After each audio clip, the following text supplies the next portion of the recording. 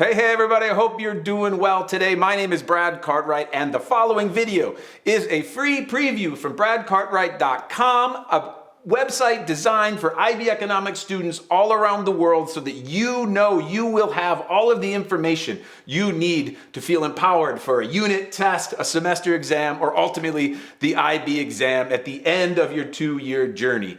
So take a look at the website when you get a chance, and in the meantime, enjoy this free preview.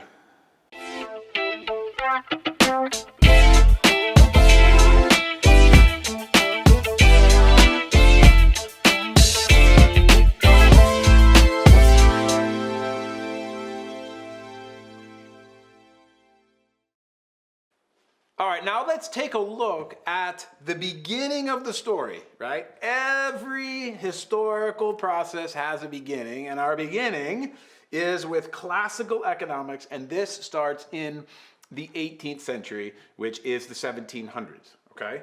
So, as I said, remember, in order to be a fully informed economist, you got to realize that economic theory has evolved. And it evolved basically from philosophers in the 1700s and 1800s and the late 1800s as things got more industrialized and more complex in the sense of what to look at in terms of human behavior. Mathematics became part of the story in economics, which is where we started getting all of our graphs and things. And then as you get into the 1900s and the 20th century, or 21st century, the 2000s, what you find is you have a combination of philosophy, mathematics, and psychology. Remember that. Philosophy, mathematics, and psychology. And with those three tools is what we look at economics with in this course. Okay? So let's start at the beginning of the story, right? The beginning of the story starts in 1776, but before Adam Smith wrote his book called The Wealth of Nations, the world functioned in a form called mercantilism. And if you think about your history classes, like mercantilism is the form of the economic system that was employed by the British more than anybody else, which was basically the government was heavily involved in the economy, okay? And at that time, what created wealth for a nation, and that's what you have to understand, that like we're talking about the wealth of a nation, and that means wealthy of people in it, was the supremacy of gold and silver. So if you were Spain or France or Great Britain or Portugal or the Dutch, right, or the Belgians, what you were looking for was gold in the first place, right? Well, gold and silver established the wealth of a nation. And the goal, therefore, was to maximize exports. So I'm British and I want to sell my stuff to other people. So I'm going to go get colonies all around the world. And minimize imports. I don't want your stuff, Spanish. I don't want French wine. I just want my German beer maybe, or my British beer, or my Irish beer, okay? Or my English beer, right? So you minimize imports, and that was the model, okay? So if you think about the colonial era of European history, you understand how it is that it functioned before Adam Smith got involved, okay? So Adam Smith, remember this too, he's Scottish, okay? He's living in what is now the United Kingdom. He is looking at the most industrialized economy at the time in the world because the Industrial Revolution starts in Great Britain, in England, okay? So with Adam Smith, we consider him to be the place, or the birth, with him is the birth of modern economics, or what we're going to call now, and you need to know these terms, classical economics. He wrote The Wealth of Nations in 1776, which revolutionized economic thought, okay? So here is his major transformational thought, and this is substantially different from what was the view beforehand, and that is the wealth of a nation is not based on the accumulation of gold and silver, but on the value of the goods and services it produces. Did you hear that? The wealth of a nation, this is what Adam Smith said, this is the modern economics, this is what we're going to study together, is not based on the accumulation of gold and silver, but on the value of the gold, the value of the goods and services it produces. And that's what we now call gross domestic product. Fast forward to present tense. The largest economy on this planet, the most powerful economy on this planet is the United States. And why is it so powerful? Because it has the most gold and silver? No. Because the stuff that it produces has the highest value. What do they produce? Goods and services. You add up that output, that's the gross domestic output product of the United States, and they're the largest economy, okay? This idea, and you can see it, pervades even now. A lot of this stuff pervades in our studies of economics now, and it started with Adam Smith, okay? So what else did he say? Okay, Adam Smith's transformational thoughts that worker productivity is key to increasing wealth. So think about it. If wealth is now not about gold and silver, it's about producing goods and services, then how do you produce goods and services as efficiently as possible? Because that's the way you're going to get wealthy, right? Well, I'll tell you how you do it. The division of labor, okay? The division of labor is one thing, and it's the specialization of labor. And there are lots of examples of this, but what I like to think about is like an assembly line. Henry Ford, 1900s, he said he had specialization of labor, and he had one worker doing one thing over and over and over and over again.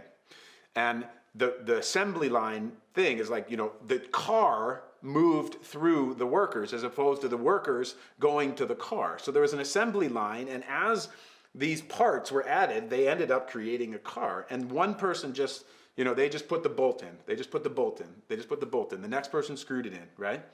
So division of labor and specialization of labor is a critical underpinning of economic growth nowadays, okay? He also created something called the labor theory of value. So it's sometimes like best to read economic terms backwards. The value of something is based on the theory, the labor of it, okay? So what does that mean? Yeah, what does that mean really? It means cost of production equals the value of the product produced. So what is the value of this mate cup? Well, this mate cup, according to Adam Smith, is worth the cost of producing it. So in order to make this mate cup, which is made out of tin, metal, and paint, and blah, blah, blah, and the workers and all that, you would add up the cost of production. So the value of this might be $5, but where do you get that value? From the cost of the production of it, okay?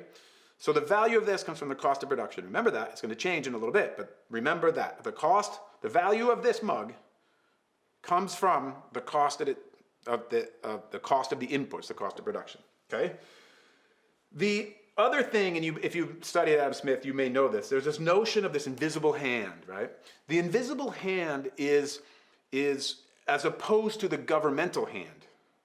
So in mercantilism, the government's hand was heavily involved in the market. So the government's in there moving pieces around, deciding production, deciding exports, deciding imports, deciding taxes, deciding who's going to do what, right? So that's called the allocation of resources. The allocation of resources in the mercantile system, or the system before the free markets, the government's hand was in there. And it was sort of quote, fixing things. Okay.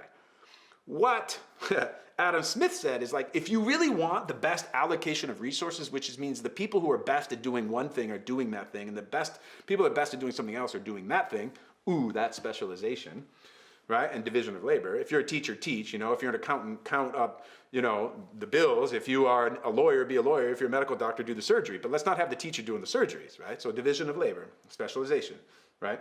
And what the visible hand was that if the government would get his hand out of the marketplace, those things would take care of themselves.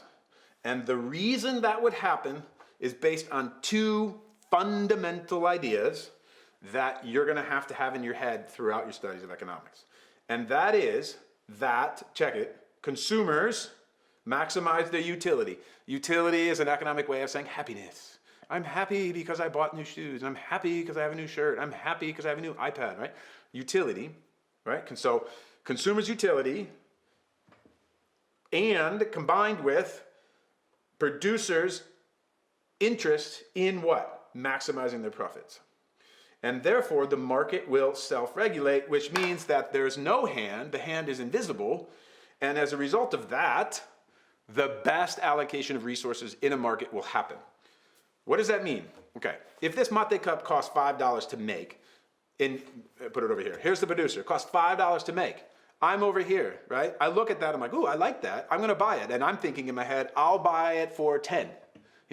And this person over here, no, I'll buy it for other way around. I'd pay I don't know, $8 for that, right? And the seller, the producer, is like, well, I want to sell this for 10 because I want to make double, right? And I come up there and I say, hey, you know what? I would love to buy that for $8, right? And the person says, well, you know what? No, actually, you know, I want 10. And then we decide on the price of 9. Oh, what did we do? We'd established that the value of this, not because the government was involved, but I wanted the thing, right? The producer's maximizing profit, I'm maximizing my utility, which means I pay the lowest price possible for something that I want. I really wanted to pay 8, but I paid 9. The producer really wanted 10, but they got 9.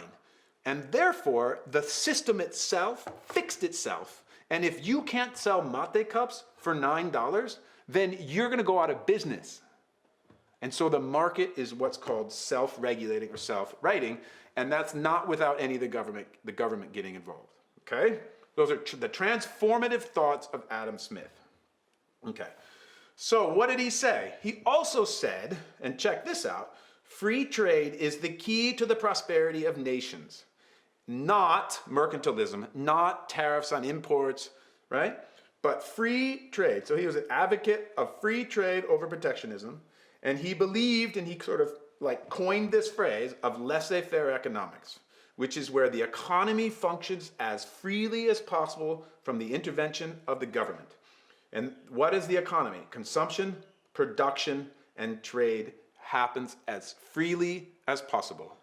No government intervention, right? No government intervention. What's government intervention? Taxes on things, sales taxes, income taxes, tariffs on things coming in and out of a country. So what he said is the best outcome will be if producers maximize their profits and consumers maximize their utility, their happiness, it'll arrive at the best market prices for all of things. It'll make more things produced at a lower price, okay? That is the overall understanding of classical economics. It comes from Adam Smith. And the one last thing, and a lot of people forget this about Adam Smith, is this. The government, in his mind, does have a role to play, but that role is in defense, armies, defending a country, education of the people, infrastructure, bridges, roads, airports, deep water ports, electricity, cell service, those things, rule of law, and the punishment of crime. And this last part is really important. The rule of law in economics is critical. And if you live in a country, or if you've traveled to countries that are underdeveloped, it could be for a lot of reasons. I lived in Nicaragua for 4 years, and the thing about Nicaragua is there's no rule of law. And what that means is the people in power are also the people that control the legal system. The politicians control the legal system. It's a very corrupt place. I love that country. I left a piece of my heart in Nicaragua. I love that place. But the reason why it hasn't developed economically is a result of the government's abuse of the country by not following the rules. If you look at the most prosperous countries on this planet, they are places where rule of law is in place. All of Western Europe, the United States, Australia, New Zealand, Japan, South Korea, Singapore, those places are the wealthiest nations on this planet, and it's because the government itself is providing the infrastructure, the education, the rule of law, punishing crimes, holding people accountable, and as a result of that, economies can flourish, or economics can flourish. Then people become able to participate in the economic system, and as a result of that, they become wealthier, and it multiplies throughout the generations. And there we have it, my friends, an overall look at the beginning of the story of modern day economics, which is the classical view, and it started in 1776 with our good friend Adam Smith. And now, my friends, we're rolling on to the next video.